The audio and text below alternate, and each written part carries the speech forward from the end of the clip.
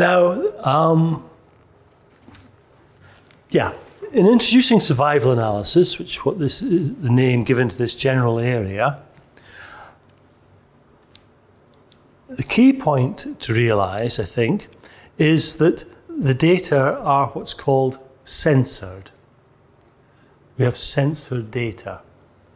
The end point of interest has not yet happened. In a trial, it sounds very cold-blooded, but the end point of interest is actually death.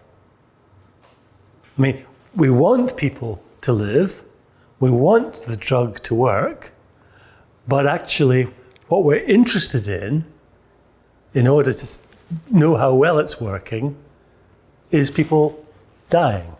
And so the end point of interest is death. And this end point of interest in many trials is not observed. When the trial finishes, some patients are still alive. And so they're what's called censored data. And that has implications for how we analyze the data. We can't use things like linear regression. We need these other models. Survival analysis is very important for economic evaluation for at least two reasons. One is survival analysis can help us identify the treatment effect, how well the treatment is working. And in many models, we are interested in what are called transition probabilities. And these are the probability over time that an individual will move to another health state. The probability, for example, a patient may get better, or in a lot of cancer cases, the probability that the patient will go from stable disease to progressed disease. And these probabilities are used particularly in things called Markov models, which we don't need to get into the technical aspect. They're used to predict the movement of patients through different health states over time. So survival analysis gives us this information. It's very important. The standard approach for taking censoring into account, this idea that when we stop collecting data, there are patients who are still alive and we don't know what happened next. The standard approach to take censoring into account is something called Kaplan-Meier estimates. If you go to a clinical journal and look at a report of a trial, almost always they'll present Kaplan-Meier curves.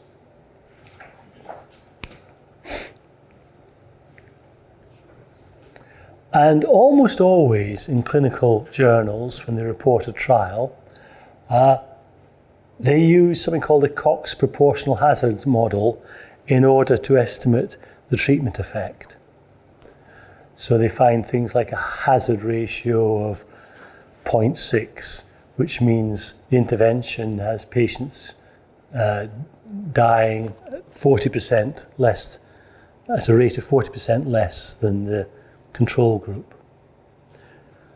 Now, these methods that are widely used in the clinical literature to report trials are not particularly helpful for economic evaluation because they describe what happened during the trial.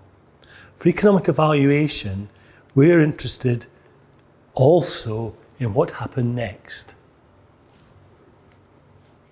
And so, because we're trying to estimate the time patients spend in different health states, this is done using things called parametric survival functions. And exponential, log logistic, we've just had pictures of, they were both examples of parametric survival functions. Right, now, in my experience, nobody likes equations. Well, that's not quite right. You know, mathematicians like equations, a few engineers like equations, some economists like equations. Everybody else hates equations. So I'm not going to take you through step by step. The only point I want to take from this is that there's a relationship between the survival function and the hazard function. Now, if you think of a survival curve, it's showing the number of people, the proportion who are still alive over time. That's the survival curve. The hazard that goes with the survival curve is the instantaneous hazard at any point in time. So if a patient survives 6 months, what's the risk of them dying now? If they survive 9 months, what's the risk of them dying? That's the hazard. The survival function is showing what proportion made it to 6 months or what proportion made it to 9 months.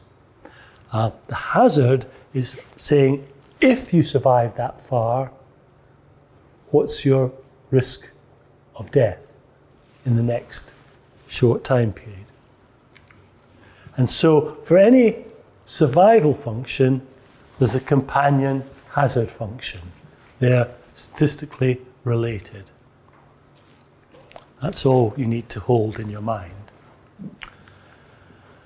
Right, so what happens is, as I highlight in the azacitidine example, different statistical distributions, different survival functions give rise to different estimates of life years, ultimately different estimates of QALYs. So there's an issue in how do we choose which survival function to use. Now, what you can do is try, and this is the recommended advice, try a wide range of functions: exponential, log logistic,